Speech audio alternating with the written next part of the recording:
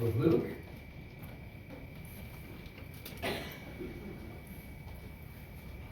And we are looking at Luke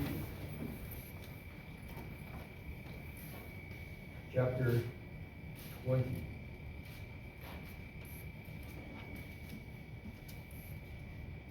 One day as Jesus was teaching the people in the temple and preaching the gospel, the chief priests and the scribes and the elders came up and said to him, "Tell us by what authority you do these things, or who is it who gave you this authority?"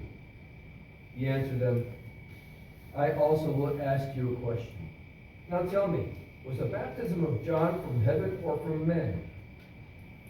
And they discussed it with one another, saying, "If we say from heaven, he will say, then why didn't you believe him? But if we say from men, all the people will stone us to death, for they are convinced that John was a prophet." So they answered that they did not know where it came from. And Jesus said to him, "Neither will I tell you by what authority I do these things." Grass withers and the flowers fade, but the word of God endures forever. So we're now in Tuesday of Holy Week. And Jesus is teaching in the temple. And just like he did on the day before, after he cleared out the temple courts. And the crowds were hanging on all his words. And the chief priests and the scribes and the elders came to confront him.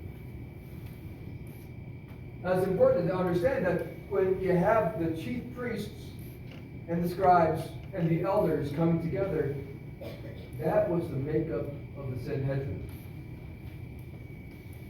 The Sanhedrin was that ruling body that convicted Jesus. It is made up of the chief priests were the ones that served in the temple, and from these chief priests came the high priest that would serve for a year.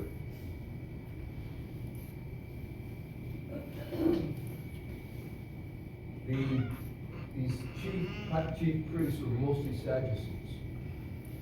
You have one group coming in under the Sadducees. Now, the Pharisees, those were the scribes. Those were the lawgivers. So you have Sadducees, you have Pharisees. And now the elders, which made up the third part of the Sanhedrin, they were the lay people of the group. They were the chiefs of different tribes or families, and they were the higher of the secular population. So this group of the Sanhedrin was 70 of these people that were gathered together, and you have to admit that that's a wide variety of theology, between the Sadducees and the Pharisees, and then you have lay people too. What is interesting is that they all came together to confront Jesus. The Sadducees didn't like him because Jesus talked about the resurrection. The Pharisees didn't like him because he made fun of everything that they did. And the lay leaders, they just went along with whatever was going on. So this group of the Sanhedrin comes up to Jesus as he teaches, and they ask the first question. He says, "Tell us by what authority you do these things, or who is it that gave you the authority?" Now there's two parts to this question. The first part is by what authority, and the second part is by whose authority. Now the Sanhedrin, they were responsible for the ordination of the priests. And they were the ones that would give the official credentials so that you could preach in the gospel, preach in the temple. And here's Jesus, not a priest, not formally trained as they would see formally trained. Nobody ordained him to be a preacher, but here he is preaching in the temple and teaching in the temple. And he says, by what authority are you doing these things? And you have to marvel at what their thought process is, because for 3 years, these things meant that he was healing, is making the lame to walk, the deaf to hear, the blind to see. He was casting out demons and multiples of demons. He was raising people from the dead. And he was teaching in the temple and in the synagogues. And they say, by what authority are you doing these things? Now, if they had any kind of common sense, they would realize that that was not a man thing. A simple man could not just do these things, but it had to come from a higher authority.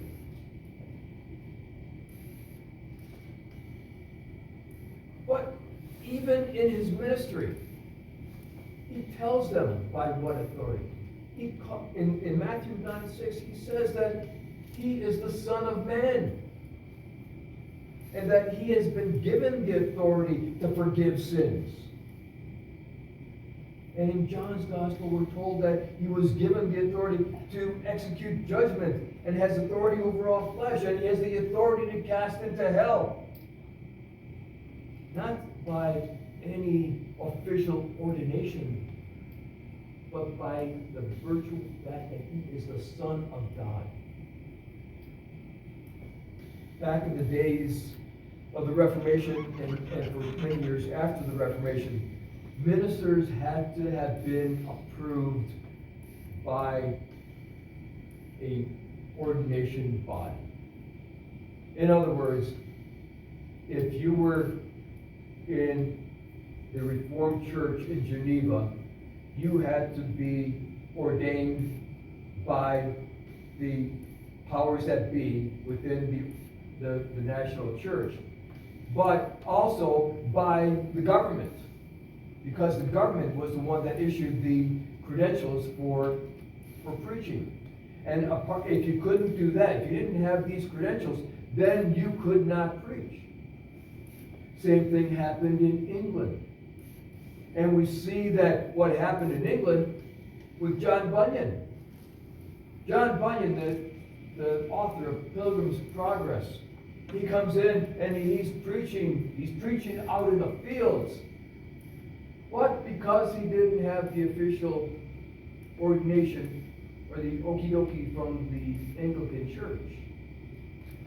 He was put in prison where he wrote that wonderful work. So Jesus, now that he's teaching and preaching outside of officialdom, he's tweaking the leaders a little bit, as if he's saying that I don't need your credentials. I can preach and I can teach because of who I am.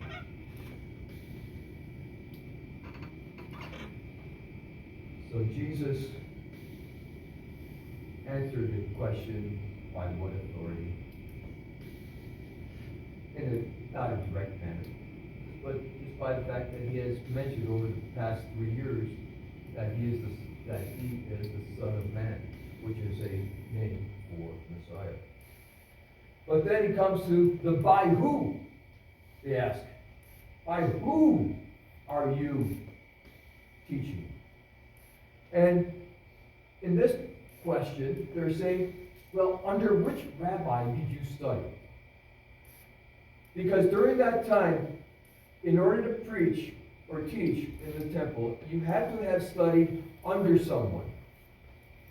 And it's interesting that during that time, the different rabbis who they wore a specific hat, which indicated who they studied under. So if somebody studied under Gamaliel, then they wore a specific hat. Or if somebody studied under another famous rabbi, they'd have a different hat. So they're saying, by who did you study under? Well, in Jesus' ministry, in the Matthew's Gospel, we see that he says, and when Jesus finished saying these things, the crowd were astonished at his teaching, for he was teaching as one who had authority, and not as one of the scribes. So even though he didn't have any lineage to the great teaching rabbis, the people saw that he had authority in his teaching. Jesus also actually told them right out by whose authority he was doing these things. In John chapter 5, he says, "For as the Father has life in himself, so has he granted the Son also to have life in himself. And he has given him authority to execute judgment, because he is the Son of Man." Or in John 12, verse 49, "For I have not spoken of my own authority, but the Father who sent me has given me a commandment, what to say and what to speak." Or in Jesus' high priestly prayer, he says, when Jesus had spoken these words, he lifted up his eyes to heaven and said, "Father, the hour is come. Glorify your Son, that the Son may glorify you, since you have given him authority over all flesh, to give eternal life to all whom you have given to him." So by whose authority? Jesus told them flat out by whose authority.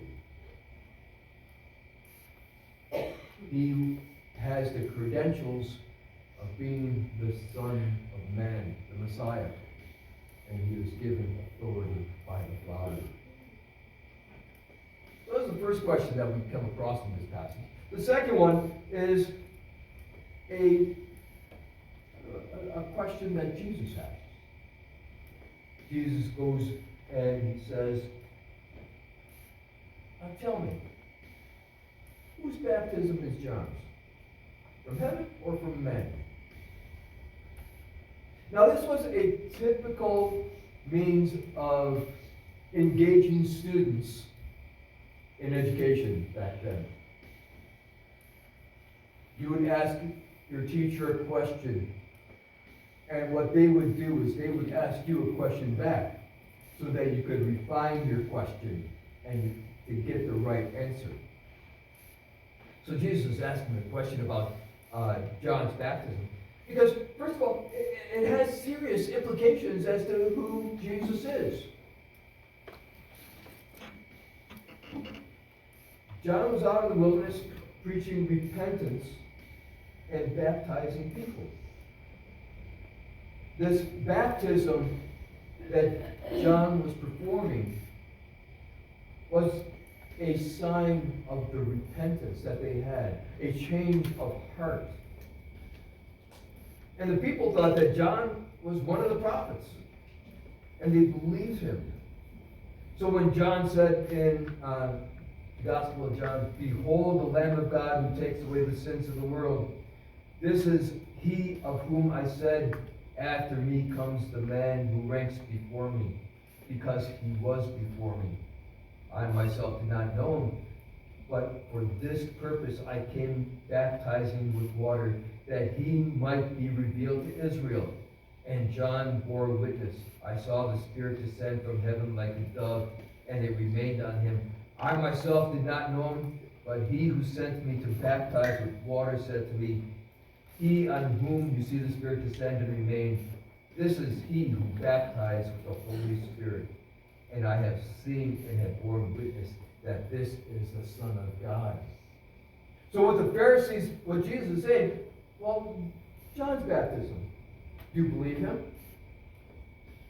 Because if you don't believe him, if you don't believe in his baptism, you don't believe him.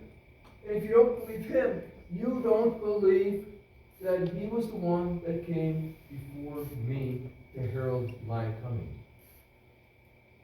In other words, you're saying, you don't believe in John's baptism, you don't believe in me. Now, they knew John. They knew John's father. Zechariah, because Zechariah was a priest in the temple. Remember all the story of that going on, and all the stories about Zechariah and the birth of John, and Zechariah goes mute for a period of time, and then he names him, and he gets his voice back. And in Luke's Gospel, he says, and fear came on all their neighbors, and all these things were talked about through all the hill country of Judea. And all who heard them laid them in their hearts, saying, what then can this child be? For the hand of the Lord was with him. So it wasn't a secret who John was. From his birth, it was not a secret who John was, that God's hand was on him. And then in Zechariah's prayer, he says, and you, child, will be called the prophet of the Most High, for you will go before the Lord and prepare his ways. People knew about John. And one of their own priests calls John a prophet of the Most High. So you have to wonder, why would they answer, I don't know? And this is what happens to people today. They have all the information. All they need to know about who Jesus is, what he has done, his work on the cross, his resurrection, his ascension into heaven, his advocacy before the Father. They can point to him historically. They have all this information, yet they still deny it. They have heard the gospel message many times. And they have heard about who he is and what he has done for them. And yet they still answer, they do not know them. But this is where the Holy Spirit comes in. No one can know Jesus unless the Holy Spirit works in their heart. But I want to say straight out, that should not stop us from continuing to preach the gospel. As we're told to preach the gospel in season and out of season. In other words, every chance that we get, every opportunity we have that is opened up to us, we have to preach the gospel. Because we do not know when God is going to use the words that we speak and his Spirit come in conjunction, and those words will sink deep in the heart of a man or a woman and bring them into a saving knowledge of Jesus Christ. Not an intellectual knowledge, but a heart knowledge of who he is.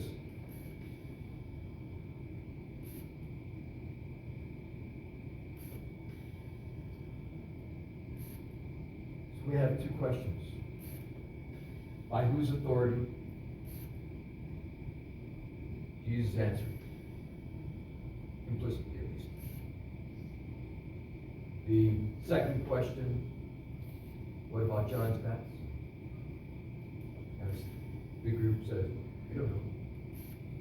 You know, it kind of reminds me of, you watch the hearings on Capitol Hill, and somebody's in the hot seat, and somebody will ask them a question and say, I don't recall. It's a way of getting out of answering a tough question. So really, the two questions are left unanswered. Jesus doesn't answer the crowd about by whose authority, and the crowd doesn't answer about John's baptism. But then we come to what John MacArthur calls the saddest words in the Bible.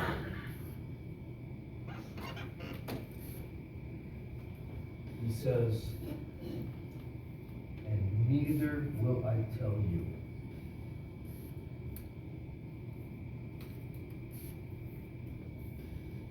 Why are these the saddest words? Because Jesus, after after 3 years of trying to teach them and trying to lead them towards God, has given up. He was going to remain silent now. And he is no longer going to try and convince these Pharisees and Sadducees that he is the Messiah. He'll continue to preach and teach in the temple area. And he will continue to do miraculous things. But as far as those who have closed their heart to him, he will be silent. This is the Sanhedrin. They could not hear anymore because God closed their ears. They were so content in their ritual status. They're so content about all the honors that they have. The flowing robes, the best seats at the table. The idea that they are holier than everyone else because they say, well, I tithe everything. I tithe 10% of everything I get. And thank God I'm not like that tax collector.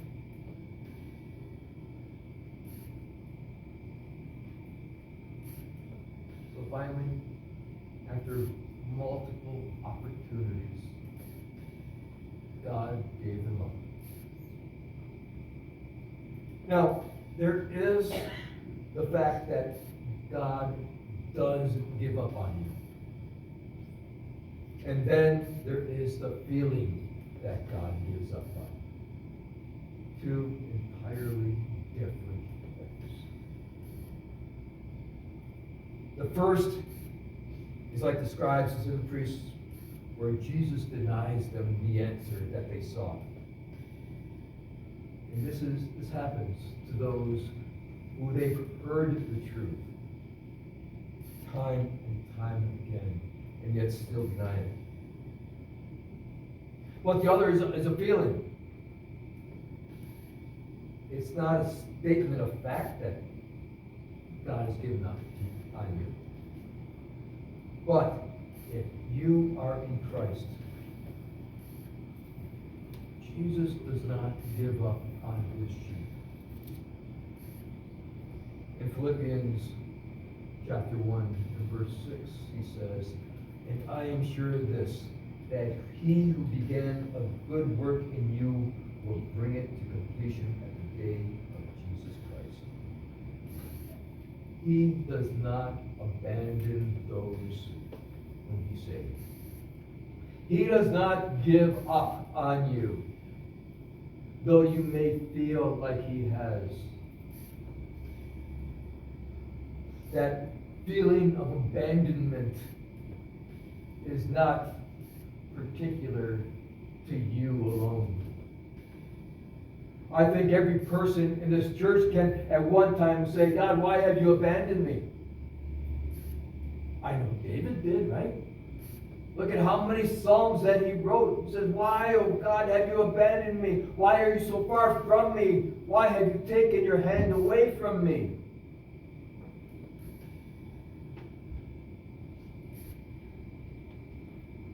But he felt that not only God was against him, but the whole world was against him, even his closest friends. In Psalm 83, he says, oh God, do not keep silence. Do not hold your peace or be still, oh God.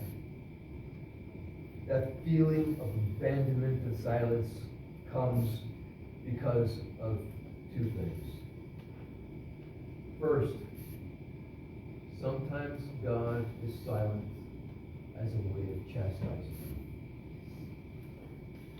Sometimes God lets you walk through that valley alone because you have given up on him first. Now, he hasn't given up on you. He's just allowing you to hear that deafening silence to bring you close to him.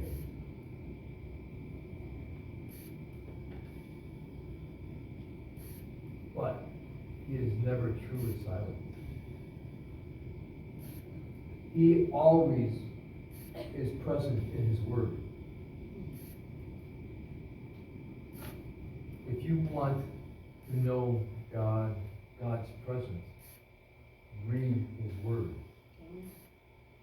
But the other thing is that God also doesn't abandon you by bringing people into your life exactly when you need it. When you think you are walking that valley alone, God sends you a person to walk with you. God sends you that person that will not only walk with you, he'll drag you through that valley. God works always in your life, and he is never silent.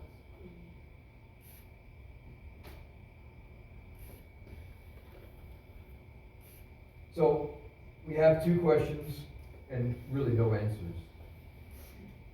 One by unbelievers and one by the God incarnate. Neither answered, but for different reasons. The unbelievers didn't answer, even though they knew the truth, but they were afraid. They didn't want to get stoned, and they didn't want to look like heretics or fools.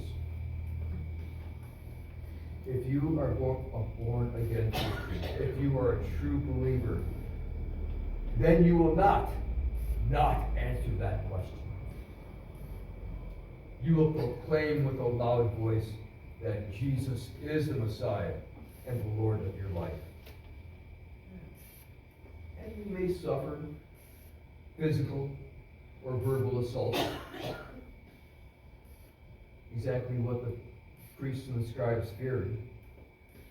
But you will do it gladly. You will take it as a badge of honor that you would suffer for the risen Lord. You will take that suffering and say, he suffered more for me. How can I complain about this little temporary thing I'm going through right now?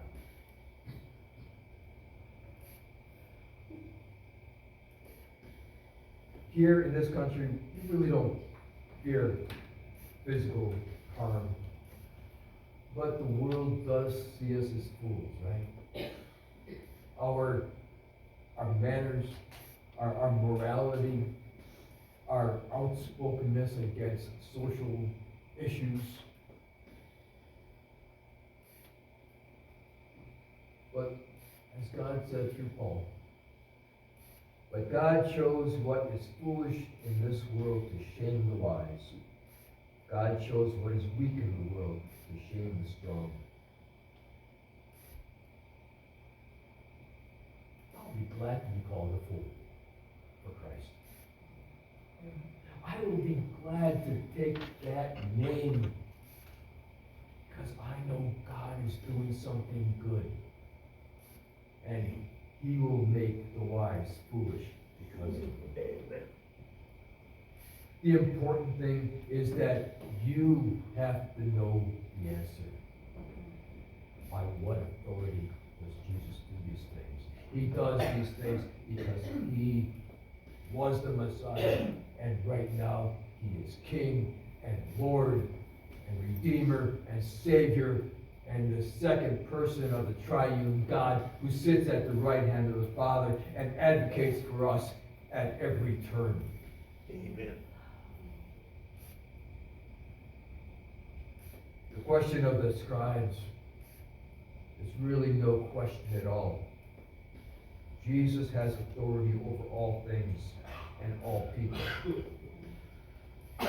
He has the authority as God to do what he wants, when he wants, and how he wants.